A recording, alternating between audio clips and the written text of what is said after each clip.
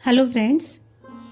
जयंत फूकन नामक एक व्यक्ति सिलचर के पास एक गांव में निवास करता था। वह एक संपन्न परिवार में जन्मा था।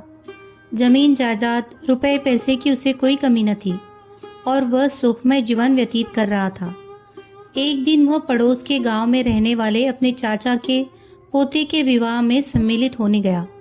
विवाह उपरांत वह कुछ दिन गांव देखने वहीं रुक गया। एक दिन घूमते घूमते वह वहाँ के हाट बाजार पहुँचा। तरह तरह के सामानों से सजी दुकानों को देख वह बहुत प्रसन्न हुआ। दिन भर वह हाट में घूमता रहा। शाम होने को आई तो देखा कि दुकानदार दुकान बंद कर घर लौट रहे हैं। वह भी लौटने को हुआ, लेकिन तभी उसकी दृष्टि एक दुकान पर पड़ी जो उस समय भी खुली हुई थी।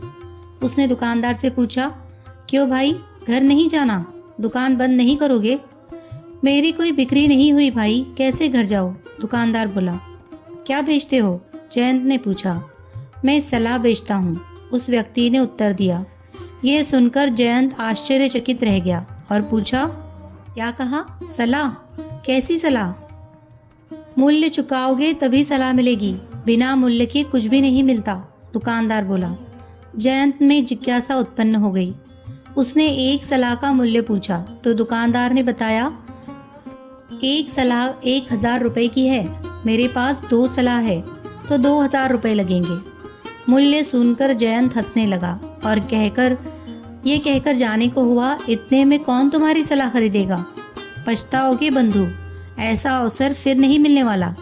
जीवन भर ये सलाह काम आएगी। दुकानदार ने कहा तो जयंत ठिठक गया और सोचने लगा कि सलाह लेकर देखता हूँ, सकता है जीवन बदल जाए। उसने 2000 रुपये दुकानदार की ओर बढ़ा दिए। दुकानदार उसे सलाह देने लगा, 1, कांटेदार बाड़ न लगाना और 2, घरवाली को राज न बताना, नहीं तो पीछे पड़ेगा पछताना। जयंत सलाह सुनकर हैरान हुआ कि ये कैसी सलाह है, लेकिन फिर भी उसके दोनों सलाह याद कर ली।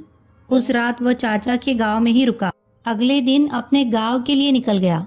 अपने घर पहुंचा तो देखा कि पत्नी सोनपाही बाग में माली के साथ खड़ी है और कांटेदार बाड़ लगवा रही है।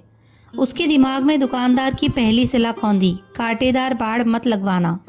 उसने सोनपाही को बाड़ लगवाने से मना किया, लेकिन तब तक बाड़ लग चुकी थी।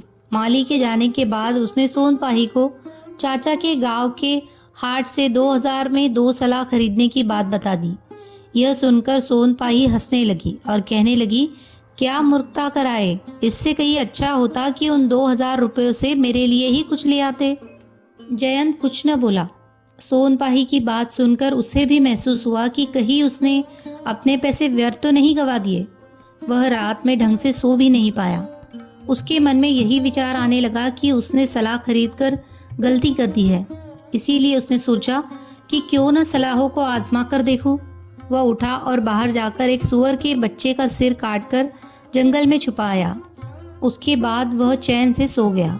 सुबह उठने के बाद उसने सोनपाही को खून से सना चाकू दिखाया और बोला, मेरे हाथों एक आदमी का खून हो गया है।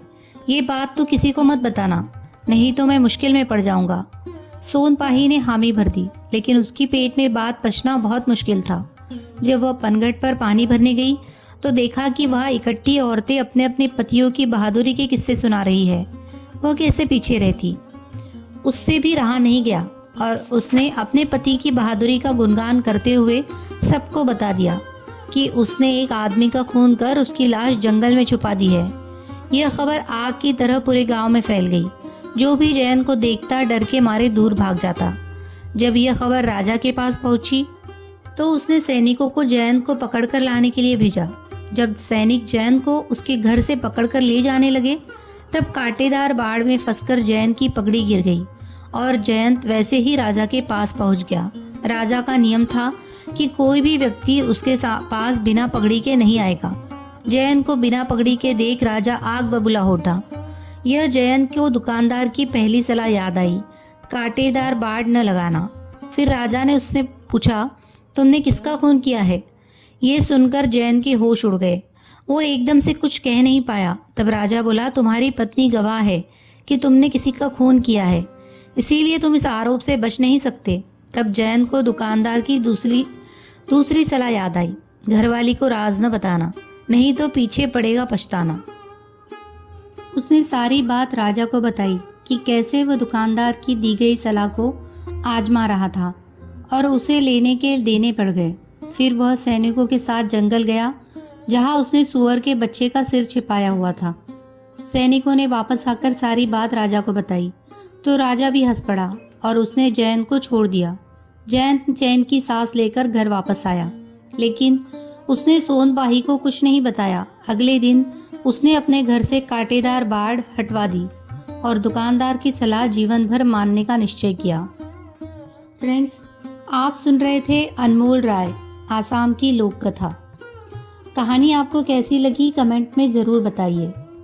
अगर कहानी आपको पसंद आई है तो उसे लाइक करें, शेयर करें और हमारे चैनल को सब्सक्राइब करें। धन्यवाद।